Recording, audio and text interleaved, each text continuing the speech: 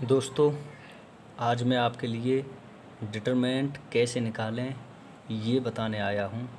और इससे पहले भी मैंने एक वीडियो बनाई थी जिसमें मैंने आपको बताया था कि एक मैट्रिक्स हमें दिया हुआ है जो 3/3 का है, तो इसका डिटरमिनेंट कैसे निकालें।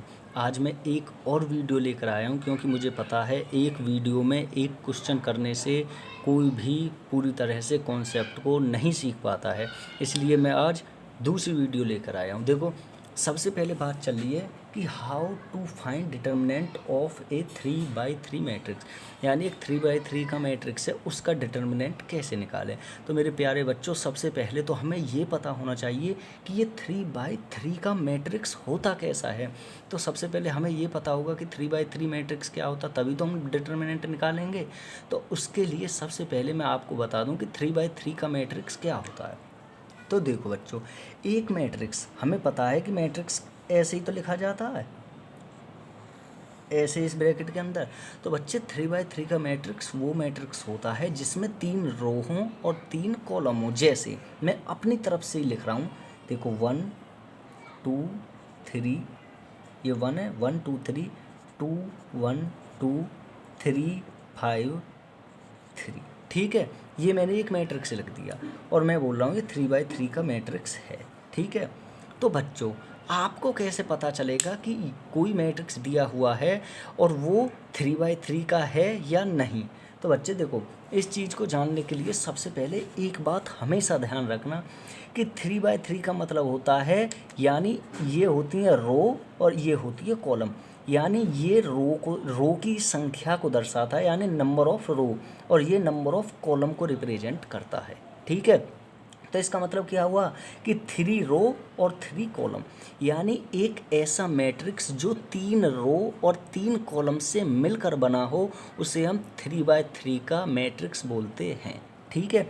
एक चीज़ और, जिनमें रो और कॉलम दोनों बराबर होते हैं उनको स्क्वायर मैट्रिक्स भी कहते हैं। यानी अब मैं जो चीज़ बोली है मैं उसको लिख के दिखा रहा हूँ हिंदी में, बिल्कुल ठीक है।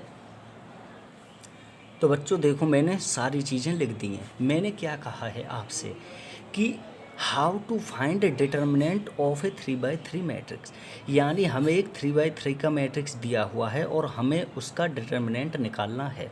तो प्यारे बच्चों, डिटर्मिनेंट आप तभी तो निकालोगे जब आपको ये पता होगा कि 3/3 का मैट्रिक्स क्या होता है।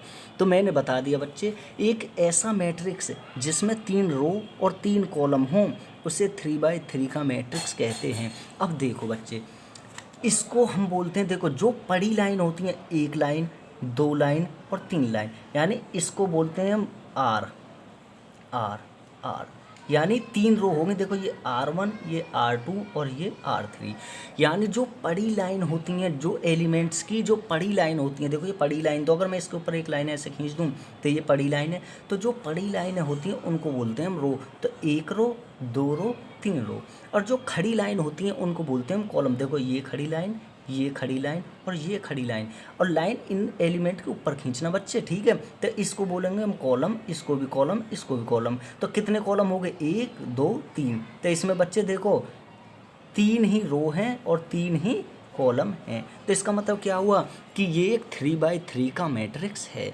अब मैंने इसके बारे में यहाँ लिख भी दिया, देखो कि ऐसा मैट्रिक्स जिसमें 3 रो और 3 कॉलम हो उसे 3/3 का मैट्रिक्स कहते हैं। और एक चीज़ और बच्चा ध्यान रखना कि एक ऐसा मैट्रिक्स जिसमें रो और कॉलम दोनों बराबर हों उसे स्क्वायर मैट्रिक्स भी कहते हैं। तो बच्चे इसमें रो और कॉलम दोनों बराबर हैं।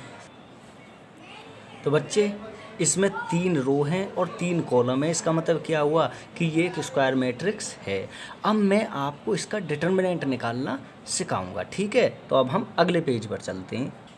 मैंने ये मैट्रिक्स लिख लिया। अब देखो बच्चे, हमें इस मैट्रिक्स का डिटर्मिनेंट निकालना, तो हम इस मैट्रिक्स को एक नाम दे दें। देखो मैंने दे दिया कि ये एक ए मैट्रिक्स है, ठीक है, ये एक ए मैट्रिक्स है। अब हमें ए का डिटर्मिनेंट निकालना, ठीक है, यानी डिटर्मिनेंट ऑफ ए क्या होगा। तो बच्चे देखो, हमें डिटर्मिनेंट निकालने के लिए सिर्फ इस वाली रो के साथ खेलना, R1 के साथ, और बाकी हमें कुछ नहीं। और R1 में सबसे पहले हम इस वाले एलिमेंट को रखेंगे, यहाँ जो भी संख्या होगी। ये 1 लिख लिया, ये लिख लिया 1, और हमने ऐसे ब्रैकेट लगा दिया, ठीक है।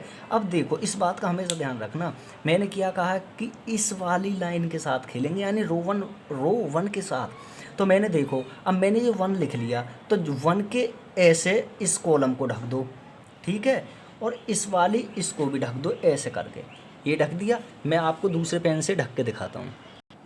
देखो बच्चे, मैंने क्या कहा है आपसे कि हम पहले इस वाली रो के साथ खेलेंगे, इसी के साथ खेलेंगे डिटरमिनेंट निकालने के लिए। सबसे पहले हम 1 को रखेंगे, रख दिया। तो जब मैंने 1 को रखा ना बच्चे, तो 1 के नीचे ऐसे दबा दो और 1 के बराबर में ऐसे दबा दो, ठीक है। तो कौन से एलिमेंट बचे? 1 2 5 3, ठीक है। ये 1 बचा, 2 बचा, 5 बचा, 3 बचा। अब आपको कुछ नहीं करना, इस 3 की 1 में मल्टीप्लाई करो, 3 बन जा 3, यानी 3 नहीं करना 3, 3 की 1 में मल्टीप्लाई करो, 5 की 2 में करो। तो 3 की 1 में करी तो कितना आ गया 3, और 5 की 2 में करी तो आ गया 10। तो यानी 3 की 1 में मल्टीप्लाई करी तो क्या आ गया 3, और वही हमें लिखना है। देखो 3 की 1 में करी 3, माइनस का चिन्ह लगा दो, 5 की 2 में करी तो 10, और ऐसे ब्रैकेट बंद कर दो, ठीक है। जब आप इतना काम कर दोगे, अब क्या करोगे, अब हमें 2 लेना, लेकिन 2 लेने से पहले आपको माइनस का चिन्ह लगाना पड़ेगा। ये माइनस का चिन्ह लगा दिया, अब मैंने 2 लिख दिया, ठीक है। 2 लिखने के बाद ब्रैकेट लगा दो, ये लगा दिया ब्रैकेट।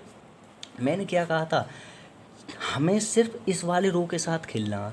मैंने 1 रख लिया, जब मैंने 1 रखा था तो आप हमेशा ध्यान रखना, आपके सामने भी तो कॉपी ऐसी रहेगी, आप उसको ऐसे मेज पे रख लेना, ठीक है। 1 के नीचे देखो ये 1 है ना, 1 के नीचे वाला दबा दो और 1 के सामने वाला दबा दो। देखो 1 के नीचे वाला ये दब गया और 1 के सामने वाला ये दब गया, तो क्या बचा 1 2 5 3 बचा। तो 3 की 1 में ध्यान रखना मैं कैसे मल्टीप्लाई कर रहा हूँ, 3 की 1 में कर रहा हूँ, पहले ऐसे ही करनी है। 3 की 1 में 3, 5 की 2 में 10, तो 3 माइनस 10 लिख दिया। अब माइनस का चिन्ह लगाओ, तो दूसरे वाले में माइनस लगता, हमेशा ध्यान रखना, दूसरे वाले में जब भी लगाओगे माइनस लगाओगे, ठीक है। माइनस लगा दिया, अब इसको लिख लिया, अब 1 के बाद 2 को लिख लिया।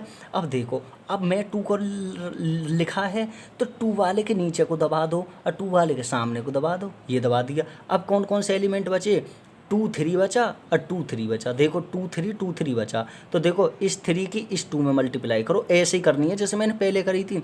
तो 3 की 2 में करेंगे तो कितना हो जाएगा 6, और 3 की 2 में करेंगे तो भी 6 हो जाएगा। तो 6 माइनस 6 लिख दो यहाँ पर, 6 माइनस 6,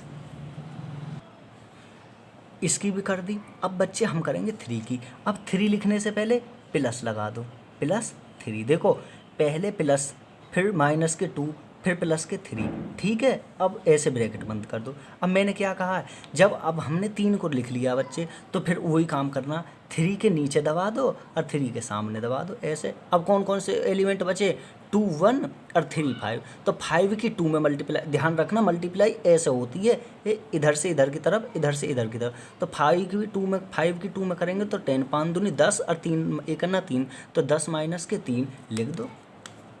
5 की 2 में 10, माइनस के 3 की 1 में 3, ये हो गया।